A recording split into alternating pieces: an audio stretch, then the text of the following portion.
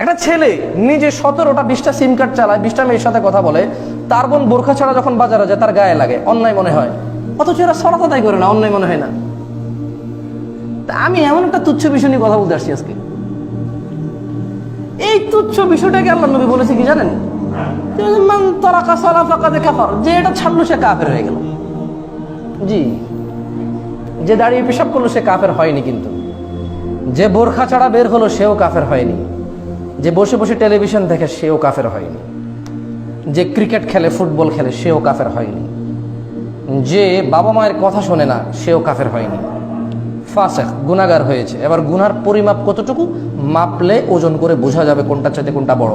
But এই তুচ্ছ জিনিস, যেটা দাঁড়িয়ে পেশাব করলে মানুষ লজ্জা পায়, যেটা ত্যাগ করলে মানুষ লজ্জা পায় না, এটা 3/4 2/4 প্যান্ট পরে ঘুরতে মানুষ লজ্জা পায়, যেটা আদায় না করলে মানুষ লজ্জা পায় না, এই জিনিসটার কথা রাসূলুল্লাহ সাল্লাল্লাহু আলাইহি ওয়াসাল্লাম কিছুটা এমনভাবে বলেছেন যে নিশ্চয় তাদের এবং আমাদের মধ্যে পার্থক্য হচ্ছে নামাজ। সাপ্তাহিক একটা অনুষ্ঠান,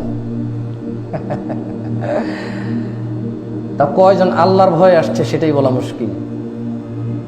পরিবারের মা বাবা ডিসিশন নিয়ে নিয়েছে শুক্রবারের নামাজ না পড়লে অসুবিধা, এছাড়া সব নামাজ বাদ দেওয়া যায়। জি, আমি এমন একটা জিনিস নিয়ে কথা বলতে আসছি আজকে, সালাত, যার ব্যাপারে আল্লাহ বলছে যে ফালা সাদ্দাকা ওয়ালা সাল্লা ওয়ালাকিন কাযাবা ওয়া তাওয়াল্লা, সে বিশ্বাস করেনি, সালাত আদায় করেনি। দ্যাটস মিন আল্লাহ বলছে যে ওর নামাজ নাই মানে ও আমাকে বিশ্বাসই করে না। ওয়ালাকিন কাযাবা ওয়া তাওয়াল্লা, কিন্তু সে অবিশ্বাস করেছে, কুফরি করেছে, অস্বীকার করেছে কি? সলাকে সে সাদ্দাকও করেনি, আদায় করেনি। এই তুচ্ছ জিনিসটার কথা বলছি, যেটা ফজরের সময় আমরা সবাই ঘুমিয়ে থাকি, আমাদের বাবা মায়ের কোনো অসুবিধা নাই, রাত 2টা বেজে গেছে, ঘুমাস না কেন রে, 8টায় ক্লাস আছে, যাবি কিভাবে কলেজে স্কুলে, রাত 2টা বেজে গেছে, ফজরে কিভাবে উঠবি রে, 5টা বাজে, এরপর আবার 8টা বাজে ক্লাস, কেউ বলে না। আমি এমন একটা তুচ্ছ বিষয় নিয়ে কথা বলতে আসছি যেটা আমাদের নজরে তুচ্ছ। মা খুবই ভদ্র, নম্র, অত্যন্ত ধার্মিকা, ফজরের সময় ছেলেকে জাগাবে না। কালকে ওর পরীক্ষা ছিল, আজকে 3টা পর্যন্ত পড়ছে, এখন জাগাইলে সকালে পরীক্ষা দিতে যেতে পারবে না। ব্যাপারটা এমন হয়ে গেছে যে গ্যারান্টি এই ছেলে সকাল পর্যন্ত বাঁচবে। ও আল্লাহ, আমাকে এক ভদ্রলোক এসে বললো যে শেখ আমি খুব অসুস্থ, আমার জন্য একটু দোয়া করেন। বললাম কেন, কি দোয়া? বললো যে আমি মনে হয় বাঁচবো না, মরে যাবো। আমি বললাম যে আপনি লিখে দেন, আমি আপনার পরে মরবো, তাহলে দোয়া করি। তা দোয়া আমি করব, আপনি লিখে দেন, আপনি বাঁচবেন না, আমি বাঁচবো। পৃথিবীর কে বাঁচবে তার নাম কোন? এরপর আপনি কোন যে আপনি মরে যাবেন, ও বেঁচে থাকবে। আপনি মনে হয় বাঁচবেন না, আমি দোয়া করতে আপনার জন্য, তো লিখে দেন, আমি আপনার পরে মরবো, দেখি। তাহলে করি দোয়া যে আল্লাহ তুমি তারা বাঁচায় রাখো, অন্তত আমার আগে, আমার একদিন এক পর্যন্ত হইলো, যেহেতু আমি তার পরেই মরতেছি। তা আমি এমন একটা বিষয় নিয়ে কথা বলতে আসছি, যে বিষয় নিয়ে কথা বললে এখানে মসজিদে মারামারি লাগার সম্ভাবনা আছে। নাই, যদি আমি এখন সুন্দরভাবে একনিষ্ঠভাবে আপনাকে একটু সুন্দর করে বলতে চাই আপনার ব্যাপারে বা আমার নিজের ব্যাপারেই, ধরেন না, আপনি বলবেন যে হুজুর বউ মায়েরা মায়েরই বুঝায়। আমি নিজেরে বলি আর আপনার বলি, আপনি আপনার উপরে নিয়ে যাবেন। আমি জানি এটা আপনি আমার উপরে দিবেন না, আপনি নিজের বলবেন যে হুজুর মনে হয় আমার কইতাছে। যে বিষয় নিয়ে কথা বললে এখন এখানে মারামারি লাগবে, আমাকে এখান থেকে নামাই দিতে হবে।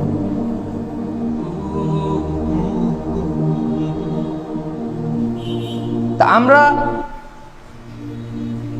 স্কুল কলেজ আর টিউশনকে যতটা গুরুত্ব দিয়েছি, আমরা কি সলাকে এতটা গুরুত্ব দিতে পেরেছি? 5 ওয়াক্ত সালাত আদায় করে মা, 5 ওয়াক্ত সালাত আদায় করে বাবা, ছেলেটাও সালাত আদায় করে না, মেয়েটাও সালাত আদায় করে না। তা আপনি বলেন, এই মা আর এই বাবা কি আল্লাহকে ভালোবেসে সালাত আদায় করে, নাকি এদের একটা অভ্যাস, ছোটবেলা তার বাপে তাকে অভ্যাস করেছে, ওইটা কোনটা? আচ্ছা, সালাত কি অভ্যাস নাকি ইবাদত? সালাত অভ্যাস নাকি ইবাদত? তো ইবাদত হলে সালাত কি বাপের উপরে ফরজ, মায়ের উপরে ফরজ, ছেলে সন্তানের উপর না? তাহলে একই ঘর, 5টা মেয়ে, 2টা ছেলে, মায়ে পড়ে বাপে পড়ে, একটা ছেলে সন্তান পড়ে না কেন? ওয়াই? তাহলে তো বুঝা গেল এ বাপের অভ্যাস, এ মায়ের অভ্যাস নামাজ পড়া, আসলে ইবাদত না।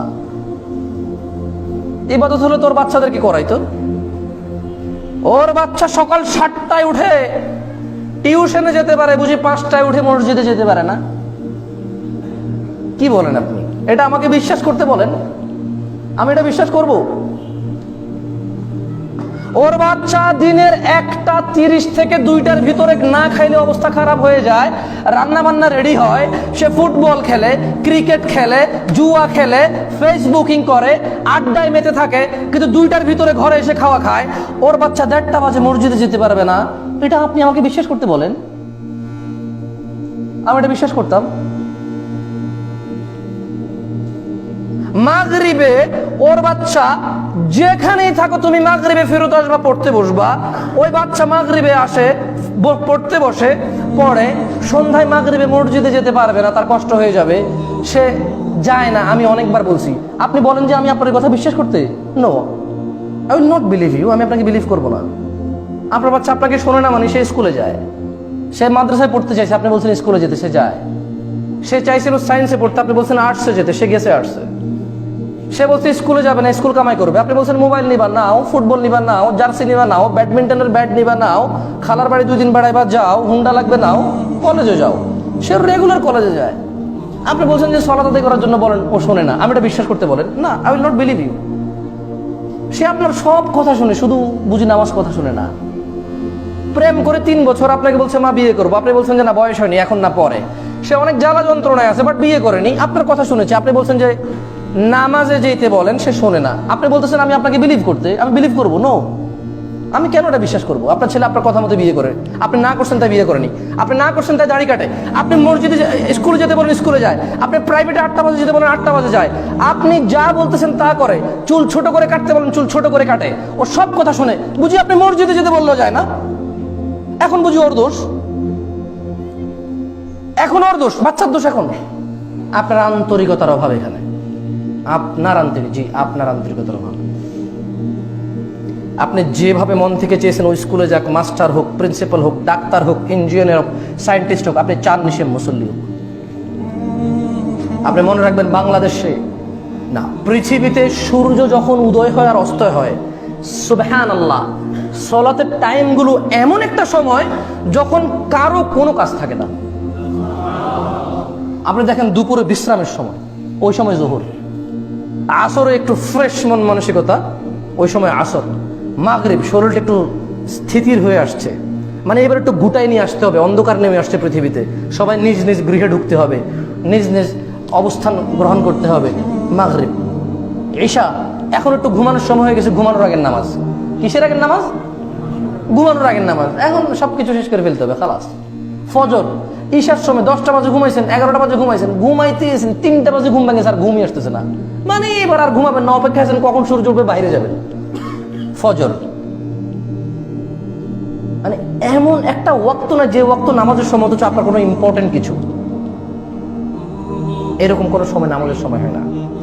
তা আমি আজকে এমন একটা বিষয় নিয়ে আসলে আলোচনা করতে উদ্বুদ্ধ হলাম, যে যেটার আসলে মানুষের, একজন বাচ্চার সকালবেলার স্কুলের যতটা গুরুত্ব আছে, ফজরের নামাজের অতটা গুরুত্ব নাই। আরে ফজরের নামাজ তো অনেক পরে, সকালবেলার এই নামাজের ফরজের আগে যে 2 রাকাত সুন্নত, তার দুনিয়া আর দুনিয়াতে যা আছে তার চাইতে উত্তম।